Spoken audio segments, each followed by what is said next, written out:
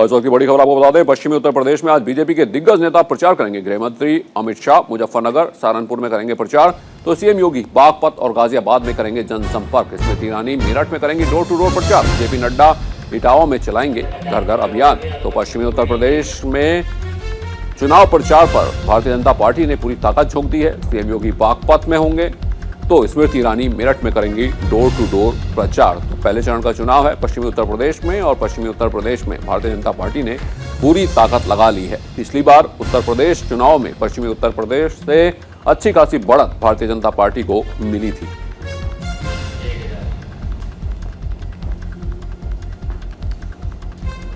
और हमारे सहयोगी विवेक तिवारी जुड़ चुके हैं हमारे साथ। तो विवेक, पश्चिमी उत्तर प्रदेश पर पूरी ताकत भारतीय जनता पार्टी ने झोंक दी है। अगर पिछले चुनावों की बात करें तो अच्छा खासा फायदा भारतीय जनता पार्टी को पश्चिमी उत्तर प्रदेश में मिला था, लेकिन इस बार राह इतनी आसान नहीं होने वाली है।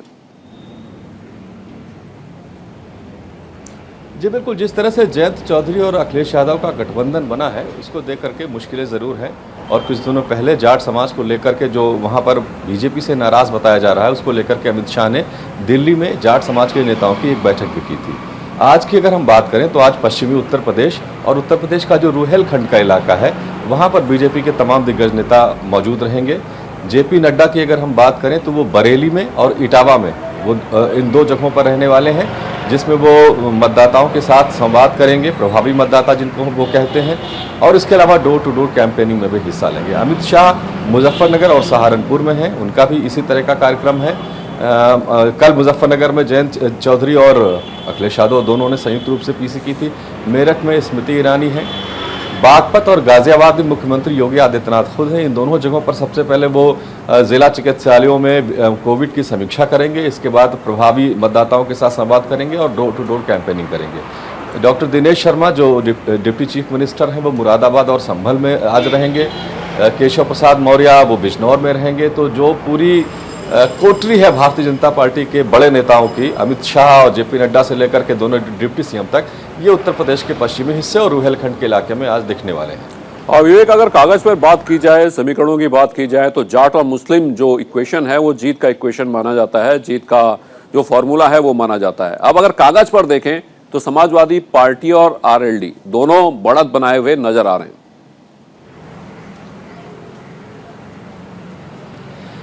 जी हाँ, देखने में ऐसा लगता ज़रूर है, लेकिन बीजेपी के नेताओं ने भी, और बीजेपी ने काफ़ी मेहनत करी है इस इलाके में। खासतौर से अमित शाह को पूरा जो ब्रिज का इलाका दिया गया है, जिसमें खासतौर पर पश्चिमी उत्तर प्रदेश के वो इलाके भी हैं जहाँ पर जाट और मुस्लिम समीकरण आरएलडी और अखिलेश यादव बना रहे हैं, वहाँ पर अमित शाह ने भी काफ़ी समय दिया है, काफ़ी मेहनत की है, लोगों की नाराज़गी दूर करने की कोशिश की है। लेकिन अभी पूरी तरह से मुतमईन नहीं है भारतीय जनता पार्टी अपनी जीत को लेकर के, जैसी 2017 में हुई थी। 106 सीटें जीती थी इस पूरे इलाके में पश्चिमी उत्तर प्रदेश के बीजेपी ने 2017 में। इस बार राह बिल्कुल मुश्किल है, और ख़ास तौर से किसानों का जो आंदोलन हुआ और उसके बाद जो किसानों की नाराज़गी सामने आई, जयंत चौधरी पर लाठीचार्ज की घटना भी हुई थी, उसको लेकर के भी आरएलडी जाटों के बीच में है। तो मुश्किल इस बार ज़रूर है। शायद बीजेपी को उतनी बड़ी जीत ना मिले, लेकिन फिर भी वो अपने कदम पीछे नहीं हटा रहे हैं और पूरी ताकत से लगे हुए हैं। विवेक, लेकिन इस सारे बीच के बीच में, जाट और मुस्लिम इक्वेशन के बीच में, आरएलडी और सपा के बीच में, हमें बसपा को भी उत्तर प्रदेश में, पश्चिमी उत्तर प्रदेश में खासकर इग्नोर नहीं किया जा सकता है। बिल्कुल, जाटो समाज का वोट भी इस इलाके में बहुत ज़्यादा है, और ख़ास तौर पर 50 से 60 के करीब ऐसी सीटें हैं जहां पर जाटो समाज के लोग निर्णायक भूमिका में रहते हैं। ख़ासतौर से आगरा के आसपास की जो बेल्ट है, वो जाटो समाज वहां पर काफ़ी प्रभावी रहता है। तो बहुजन समाज पार्टी भी पूरी कोशिश कर रही है, लेकिन उनके साथ दिक्कत ये है कि उनके तमाम बड़े नेता जो कभी बसपा के अगुवा हुआ करते थे, वो अपने दलों को छोड़ करके ज़्यादातर समाजवादी पार्टी में शामिल हो गए हैं और कुछ भारतीय जनता पार्टी में शामिल हो गए हैं। तो थोड़ी सी मुश्किल वहाँ पर लीडरशिप को लेकर बहुजन समाज पार्टी के पास ज़रूर है, लेकिन फिर भी मायावती के साथ जाटो अभी भी है, और वो वहाँ पर बीएसपी को कुछ ना कुछ फ़ायदा ज़रूर दिलाएगा। हालांकि एक समय था जब वहाँ पर मायावती की तूती इस पूरे इलाके में बोला करती थी, लेकिन 2017 के बाद से समीकरण काफ़ी बदले हैं। मायावती भी 2 तारीख से चुनावी रैलियां करने जा रही हैं, वर्चुअल रैली करेंगी, मीटिंग्स करेंगी, बाहर निकलने जा रही हैं, लेकिन काफ़ी देर कर दी बहुजन समाज पार्टी ने। संगठन के स्तर पर भी उसको कमज़ोर माना जा रहा है और मायावती ने भी बाहर निकलने में थोड़ी देर कर दी। तो इन सब चीज़ों को देखते हुए बहुजन समाज पार्टी जैसा विशेषज्ञ मानते हैं उतना स्कोर नहीं कर पाएगी संभवतः जितना आरएलडी, एसपी गठबंधन और भारतीय जनता पार्टी के पास मौके हैं। विवेक बने रहिए, वापस लौटेंगे आपके पास तमाम खबरों के अपडेट के लिए। और अगली खबर का रुख करते हैं मिशन यूपी पर। अखिलेश यादव और जयंत चौधरी गाजियाबाद में। अखिलेश जयंत की संयुक्त प्रेस कॉन्फ्रेंस गाजियाबाद में होगी। तो ये बड़ी खबर आपको बता दें, मिशन यूपी पर हैं इस वक्त अखिलेश यादव और जयंत चौधरी और गाजियाबाद में अखिलेश जयंत की संयुक्त प्रेस कॉन्फ्रेंस होगी। कल मुजफ्फरनगर में भी प्रेस कॉन्फ्रेंस की थी जयंत और अखिलेश यादव ने। तो मिशन यूपी पर, और अगर यूं कहें कि मिशन पश्चिमी उत्तर प्रदेश में इस वक्त अखिलेश और जयंत हैं तो गलत नहीं होगा। तो मिशन यूपी पर इस वक्त अखिलेश यादव और जयंत चौधरी लगातार साथ में संयुक्त प्रेस कॉन्फ्रेंस कर रहे हैं। और मेरे सहयोगी विवेक जुड़े हुए हैं लगातार पश्चिमी उत्तर प्रदेश के बारे में तमाम जानकारी आपको दे रहे हैं। तो अगर इस गठबंधन की बात की जाए विवेक, और लगातार साथ साथ प्रेस कॉन्फ्रेंस कर रहे हैं इस वक्त अखिलेश यादव और जयंत चौधरी, और शायद ये भी दिखाने की कोशिश कर रहे हैं कि जो भारतीय जनता पार्टी ने दांव खेला है, जो अमित शाह ने कहा था कि वो वापस आ सकते हैं जयंत चौधरी, उसको भी इस संयुक्त प्रेस कॉन्फ्रेंस के जरिए नकारा जा रहा है। बिल्कुल साथ आ सकते हैं ऐसा तो एग्जैक्टली नहीं कहा था। उन्होंने कहा था कि वो चाहे तो आ सकते हैं, इलेक्शन के बाद भी आ सकते हैं। एक तरह से रिझाने की और डोरे डालने की कोशिश भारतीय जनता पार्टी की तरफ से की गई थी।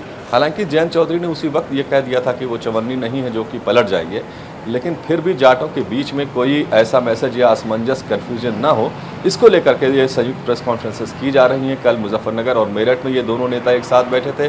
आज गाजियाबाद में इस तरह की प्रेस कॉन्फ्रेंस हो रही है। गाजियाबाद देखिए, गाजियाबाद भारतीय जनता पार्टी का गढ़ माना जाता है। वहाँ पर अखिलेश यादव के लिए बहुत ज़्यादा नहीं है, लेकिन जाट और गुर्जर समाज के लोग वहाँ पर हैं जो अखिलेश यादव और आरएलडी के गठबंधन के लिए कुछ समीकरण बदल सकते हैं। लेकिन फिलहाल जाटों के बीच में मैसेज ना जाए, किसी तरह का कन्फ्यूजन ना हो, इसको लेकर के यह प्रेस कॉन्फ्रेंस की जा रही है और ये बताया जा रहा है कि वो दोनों साथ साथ हैं। हाँ बिल्कुल, उसी बात को यहाँ पर समझाने की कोशिश होगी, क्योंकि जिस तरह से प्रवेश वर्मा के यहाँ बैठक हुई थी उसके बाद एक मैसेज देने की कोशिश की गई थी। अब वो आए ना आए ये अलग बात है, लेकिन जाट जो है उसको समझाने की कोशिश जरूर बीजेपी की तरफ से ये की जा रही है कि हम जाटों के हितैषी हैं और जयंत चौधरी के लिए भी दरवाजे खुले हैं और हम चौधरी चरण सिंह का भी सम्मान करते हैं, जैसे कि राजनाथ सिंह ने कहा गाजियाबाद में। चौधरी चरण सिंह का सम्मान सारे दलों के लोग करते हैं, भारतीय जनता पार्टी भी करती रही है, लेकिन उनको भारत रत्न देने की मांग बहुत दिनों से चल रही है और बीजेपी 7 सालों से केंद्र में है, लेकिन अभी तक इस बारे में उन्होंने कोई निर्णय नहीं लिया है। तो ये चौधरी चरण सिंह चूंकि बड़े नेता रहे हैं, देश के प्रधानमंत्री भी रहे, मुख्यमंत्री उत्तर प्रदेश के रहे हैं, किसानों के भी आमतौर पर नेता माने जाते हैं, लेकिन चूंकि वो जाट समुदाय से रहे हैं तो जाटों में भी उनका अच्छा खासा प्रभाव है, उनके परिवार का प्रभाव है।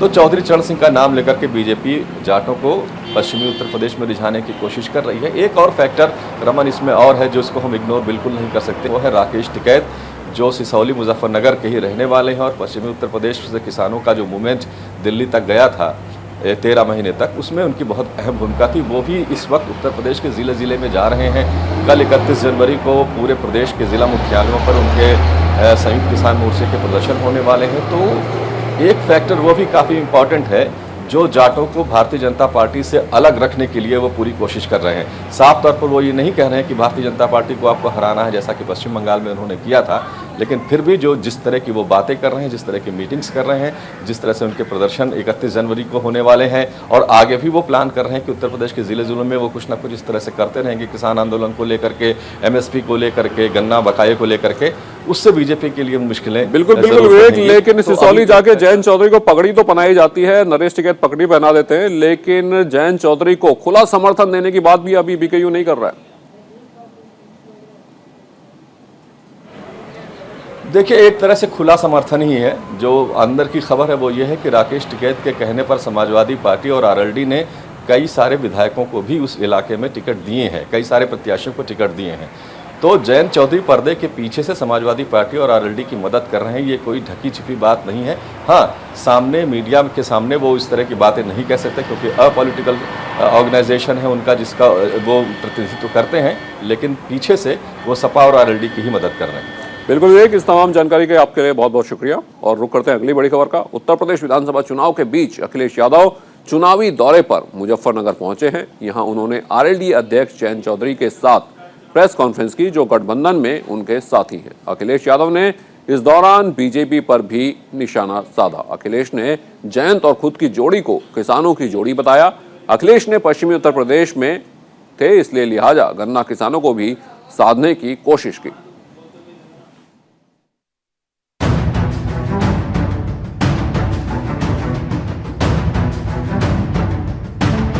मुजफ्फरनगर में दो लड़के हुंकार भर रहे हैं।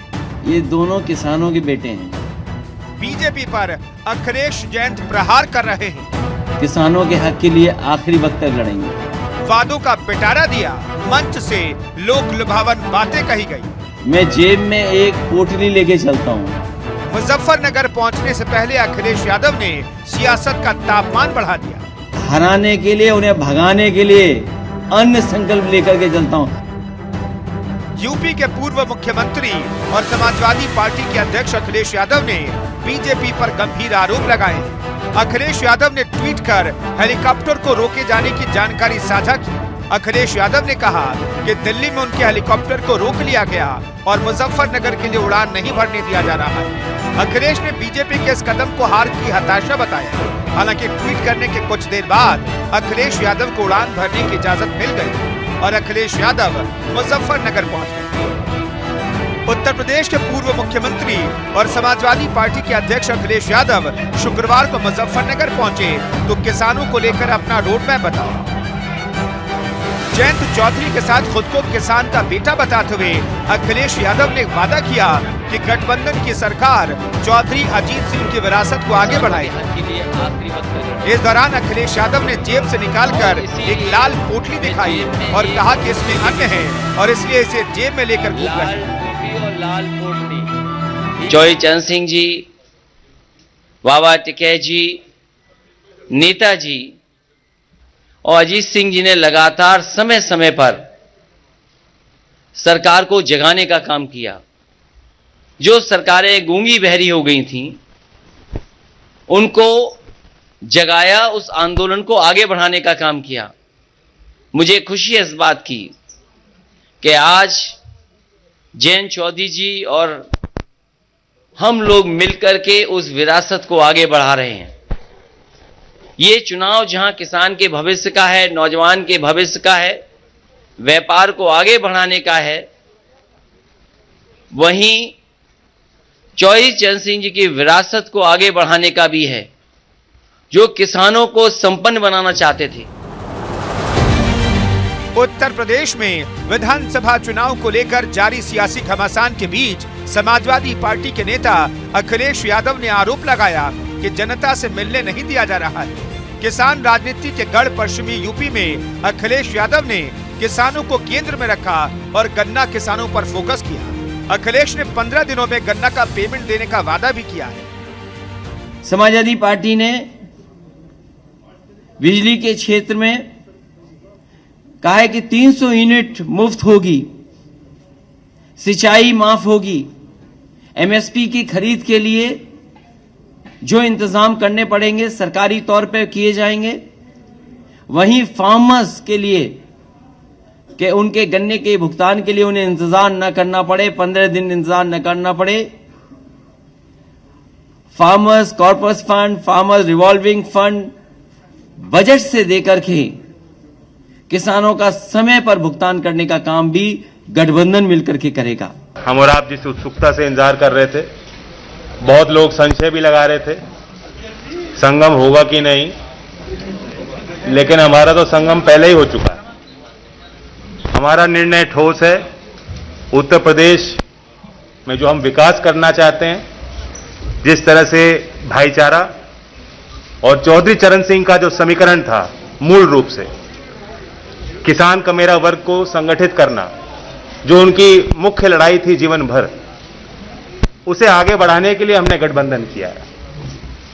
और आज एक ही चेहरा है पूरे उत्तर प्रदेश में जिनके पास अनुभव भी है, विजन भी है और कार्य करने की क्षमता है।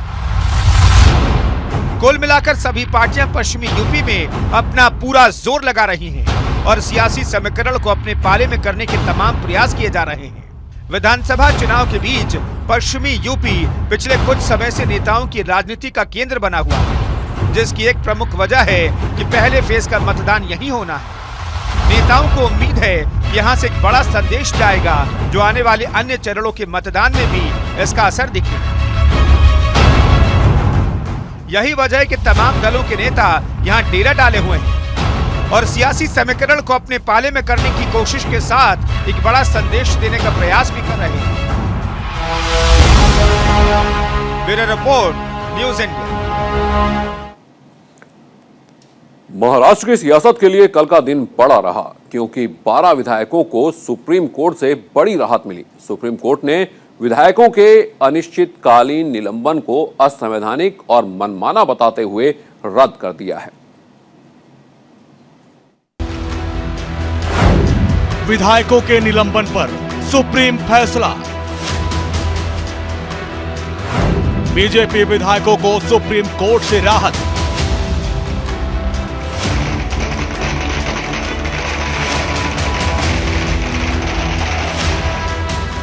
महाराष्ट्र विधानसभा से निलंबित बीजेपी के 12 विधायकों को सुप्रीम कोर्ट से बड़ी राहत मिली है। सुप्रीम कोर्ट ने विधायकों के अनिश्चितकालीन निलंबन को असंवैधानिक और मनमाना फैसला बताते हुए रद्द कर दिया है।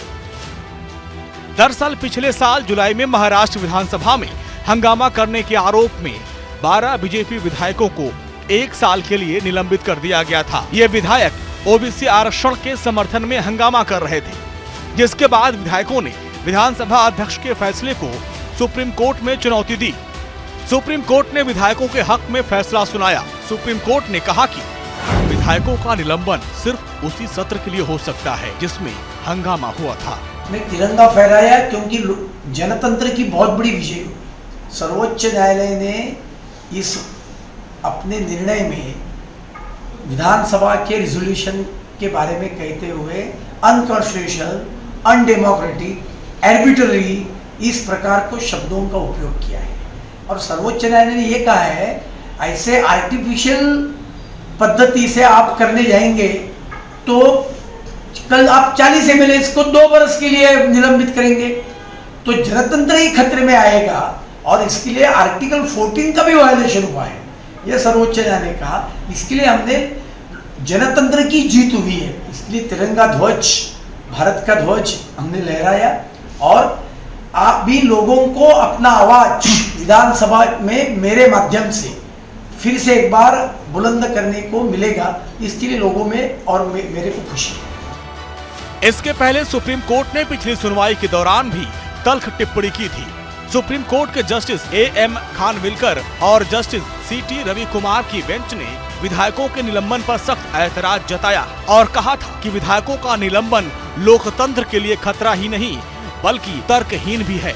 सुप्रीम कोर्ट ने सुनवाई के दौरान कहा कि 1 साल का निलंबन निष्कासन से भी बदतर है क्योंकि इस दौरान निर्वाचन क्षेत्र का कोई प्रतिनिधित्व नहीं हुआ। यदि निष्कासन होता है तो उस रिक्त को भरने के लिए एक तंत्र है। 1 साल के लिए निलंबन निर्वाचन क्षेत्र के लिए सजा के समान है। जब विधायक वहां नहीं है तो कोई भी इन निर्वाचन क्षेत्रों का सदन में प्रतिनिधित्व नहीं कर सकता। निलंबन सदस्य को दंडित नहीं कर रहा बल्कि पूरे निर्वाचन क्षेत्र को दंडित कर रहा है। जाहिर है सुप्रीम कोर्ट के फैसले से बीजेपी को जरूर राहत मिली है क्योंकि विधायकों के निलंबन से सदन में बीजेपी विधायकों की मौजूदगी कम हो गई थी। इसी के साथ 12 विधानसभा के लोग भी स्पीकर के फैसले से प्रभावित हो रहे थे, जैसे सुप्रीम कोर्ट ने अपने फैसले में माना भी। लिहाजा अब सदन में बीजेपी विधायकों की मौजूदगी विपक्ष को और मजबूती देगी। Bureau report, news India.